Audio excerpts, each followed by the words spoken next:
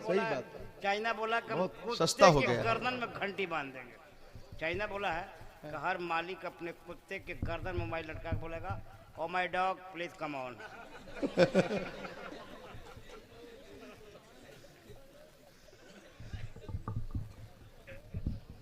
जियो नहीं है बल्कि मरो है। आपने नेट पैक डेली 2 GB के हिसाब से करा लिया।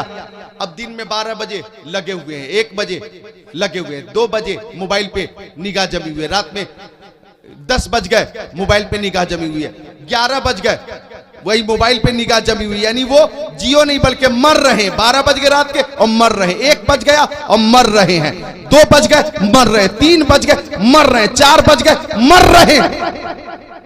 फजर की आजान हुई और आंख लग गई।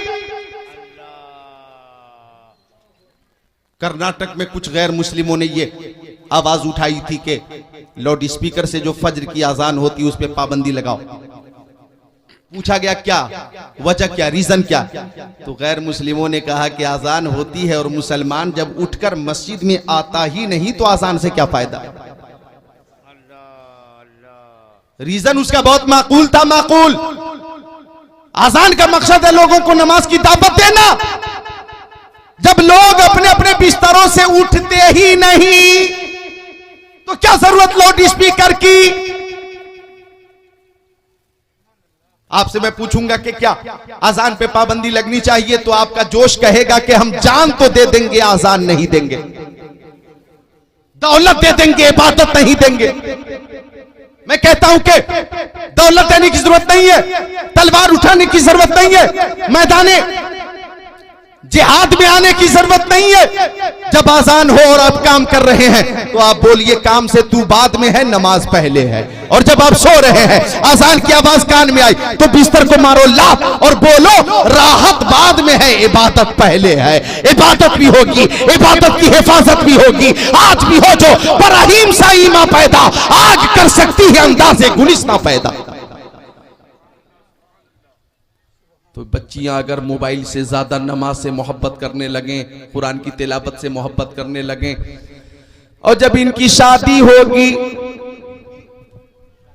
होगी ससुराल जाएगी, वहां भी वजू करेगी, नमाज पढ़ेगी, सास भी देखेगी, ससुर भी देखेगा, शौहर भी देखेगा, पूरी फैमिली देखेगी, और सब दिल ही दिल में खुशी का मुजाहरा करेंगे कि हमारे घर में जो बहू आई है, दुल्हन आई है, दौलत लेकर नहीं आई, सरबत लेकर नहीं आई, जहेज लेकर नहीं आई, हजरत फातिमा की हया लेकर आई है, हजरत फातिमा का किरदार लेकर आई है, हजरत फातिमा का तकवा लेकर आई है। यकीनन इस दुल्हन के कदम की बरकत से हमारे घर में भी बरकत हो जाएगी। यकीनन ऐसी दुल्हन, ऐसी बेटी, ऐसी लड़की की वजह से इंशाअल्लाह मकान में भी बरकत होगी, और ऐसी खातून की मोहब्बत सास ससुर के दिल में भी बढ़ेगी और शौहर के अंदर भी मोहब्बत में इजाफा होगा।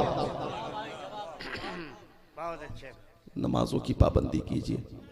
मोबाइल जरूरत के हिसाब से इस्तेमाल करो, जरूरत के हिसाब से। जिनके पास मोबाइल है वो देखें कि ये फजूल खर्ची तो नहीं। कुछ लोगों के पास कभी भी कहीं से फोन नहीं आता, कभी नहीं, लेकिन मोबाइल है 2 बालिश का। कभी कभी कंपनी की तरफ से फोन आता है, सिम कार्ड वापस कर।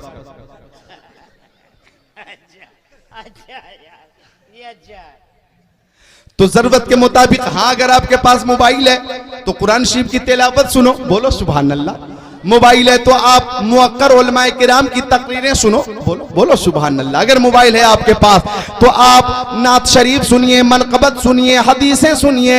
इंशाअल्लाह जब आप इस तरह से अपने मोबाइल का इस्तेमाल करेंगे तो मोबाइल आपके लिए मुफीद है। गाना मत सुनिए, फिल्में मत देखिए, मूवी मत देखिए, अंग्रेजों की गलत हरकतों से बाज रहिए। अगर आप बाज रहेंगे खुराफात से और मोबाइल को जरूरत के हिसाब से इस्तेमाल करेंगे तो मोबाइल आपके लिए मुफीद है, वरना मुजीर है। बहुत अच्छे, बहुत अच्छे। जी हाँ, तो अर्ज कर रहा था मैं कि मोबाइल का इस्तेमाल जी हाँ जरूरत के हिसाब से हो। और बच्चियों से कह रहा था मैं, माँ बहनों से कह रहा था कि हजरत फातिमा की नमाज कभी कज़ा नहीं होती थी और आपकी कभी अदा नहीं होती। गीबत और चुगली में महारत। चुगली एक ऐसी बीमारी है कि जब लग जाती है तो बहुत मुश्किल से जाती है। अच्छा।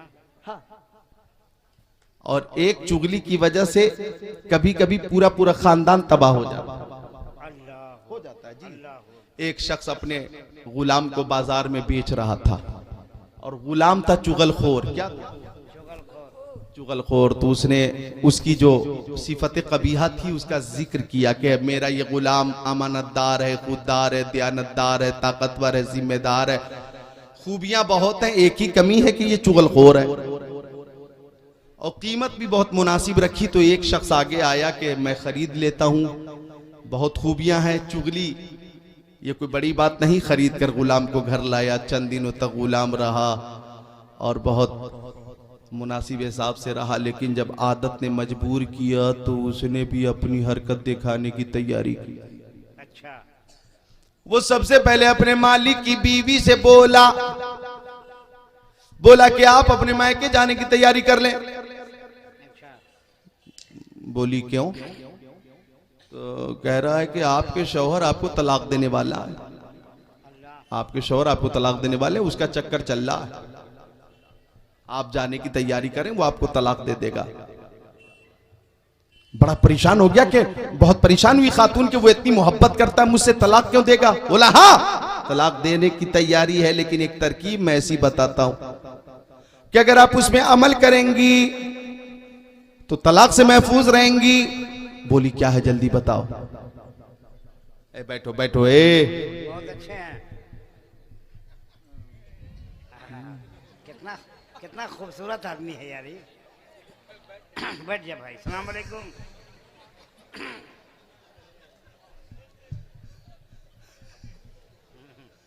वो तरीका सीख रहा था तलाक देने का।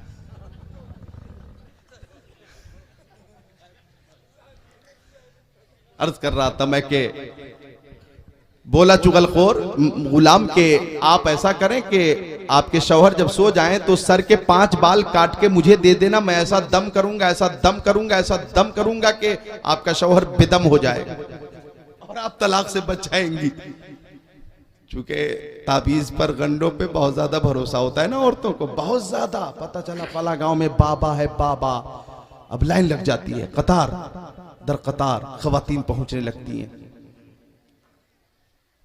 हाँ शिफा है, कुरान शरीफ की आयतों में शिफा है, यकीनन है। लेकिन जब नमाजों की पाबंदी आप करेंगी और नमाज अदा करके जब दुआ करेंगी तो इंशाअल्लाह आफातो बलियात भी दूर हो जाएंगी और नजरे बद से भी आप महफूज हो जाएंगी, कहीं जाने की जरूरत ही नहीं पड़ेगी।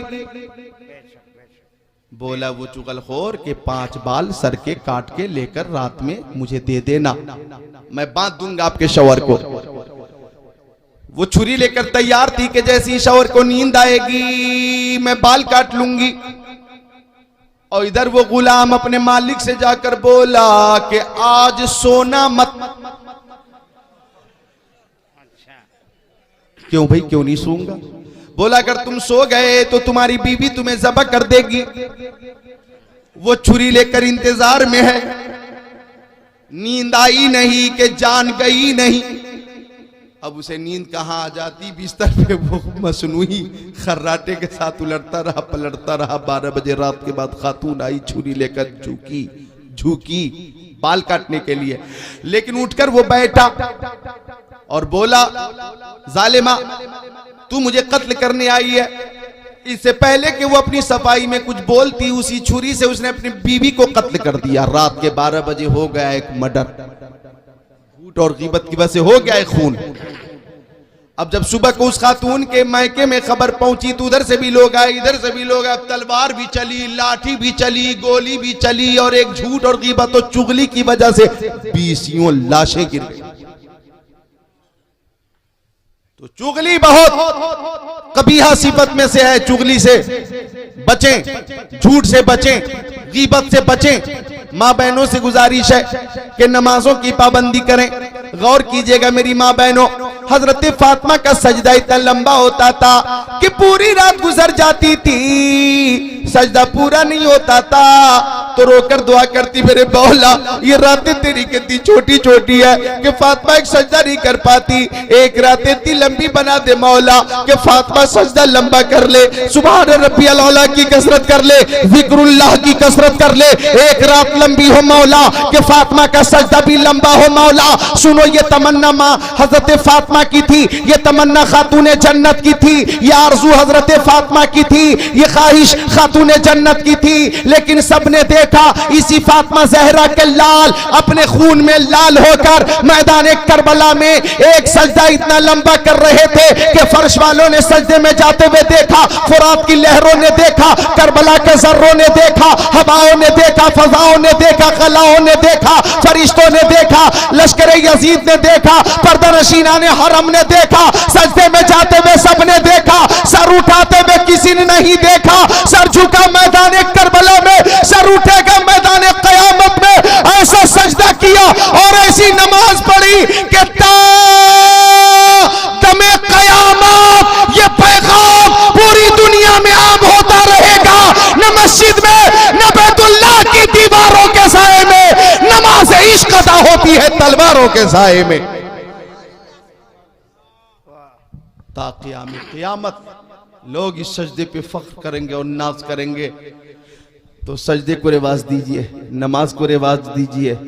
माँ बहनों से गुजारिश है कि इबादत करो और पर्दे को भी रिवाज दो। पर्दे को, पर्दा आम हो गया और बेपर्दगी भी आम हो गई जी।